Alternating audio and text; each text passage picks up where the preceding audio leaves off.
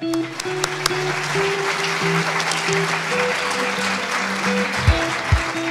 thanks everybody for being here. I am really excited to be part of this and to hear everyone's stories. I'll tell you a little bit about mine. I am the first in my family born outside of Oklahoma and Arkansas. That happened because my mom left her first husband for his younger brother. So they had to get the heck out of Dodge, kind of literally. That's how I was born in the Northwest, for which I cannot tell you how grateful I am. My parents they came from deep poverty, actually, and were really determined to try to improve things for our family. They were undereducated but really hardworking, and by the time I was 7, they had saved enough money to buy a little chunk of second-growth forest land up in the foothills of Washington State. The house on it was a dilapidated little shack that had come free with the property. No heat, no running water, no electricity. It didn't even have a roof, and we had to string that thick plastic visqueen over a little part of it to have a dry spot. And I really do believe that I was born with a love of animals. I remember my first pet. It was a potato bug named Cecil. You know, I still remember him or her, whatever the case may have been. And I also think that I was born horse crazy, and that becomes an important part of my climate story, actually. So we were way out in the boonies. We didn't have a lot of money. Our family vacations usually consisted of some big road trip in the boat-like enormous red Ford station wagon. We'd go over to eastern Washington and throw the sleeping bags out on the ground underneath the stars. And I think that that's really where I started to generate or develop a sense of wonder and appreciation for nature. Back to the horse part of this, my parents were determined to try to make that happen. And on the weekends, my dad and I would go out and we would cut trees down, small trees, skin them. We eventually built a little pole corral and a shed-like barn, and at 8, I got Scotty. Scotty was a little chestnut. He was just fabulous. We paid $150 for him, and I still to this day can remember how wonderful he smelled. And I will always be so grateful for him. He was so patient with my rough ways. I spent a lot of time out in nature by myself. I got very comfortable with it.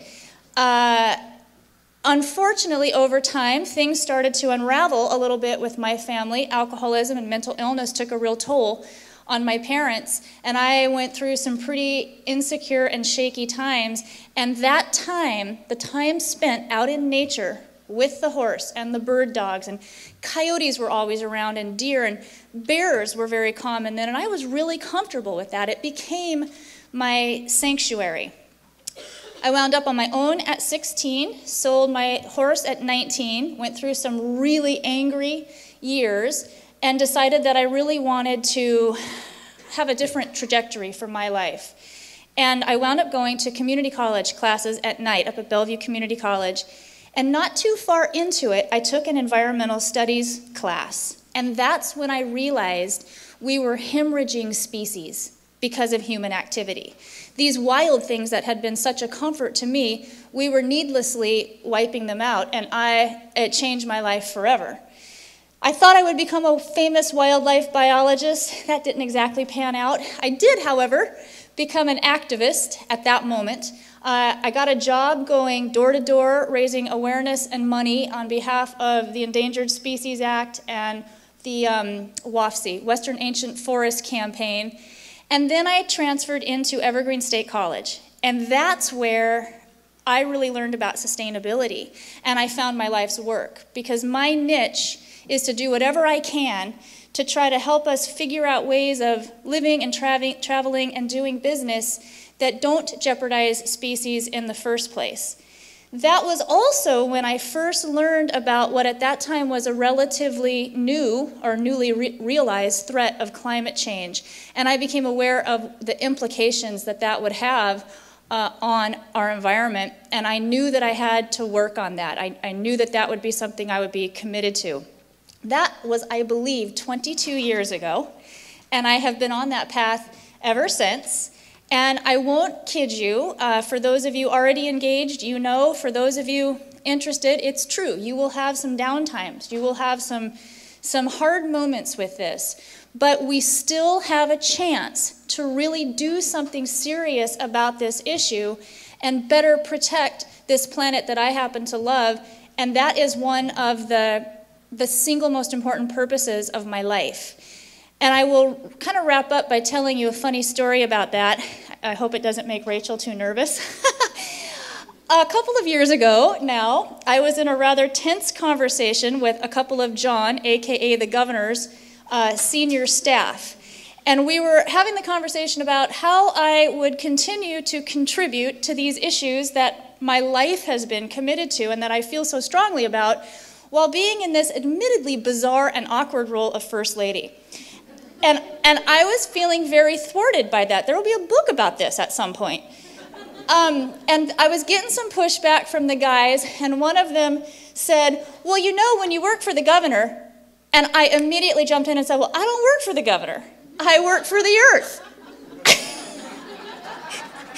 Their jaws just dropped. And poor fellas, I mean, I could just see them going, this is going to be a little different. But we're getting it navigated, you know, we're getting it worked out. So I really do have to say, my reason for engaging, I believe that the diversity of life on this little blue planet is sacred and worthy of protection, and there is absolutely no other work that I would rather be engaged in.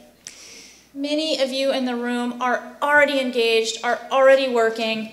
I just ask you to do more. And for those who aren't, this really, really is the time to lean in. We are teed up in Oregon and in the West Coast region, where the states of British Columbia, Washington, Oregon, and California are working together on climate and clean energy issues like never before. And I really do feel like the stars are aligned for us to do some big next steps, like internalizing costs, like pricing carbon, in a way that's never been in place before. So this is a time to, I think, feel the love that is in this room and feel what's at stake, but also really recognize we have a better shot to do something about it right now than I think I have ever experienced in my 20+ years working on this. So really delighted to have you here. Really grateful to be part of this event. And I just ask you all to go out there and work for the earth. All right, thank you.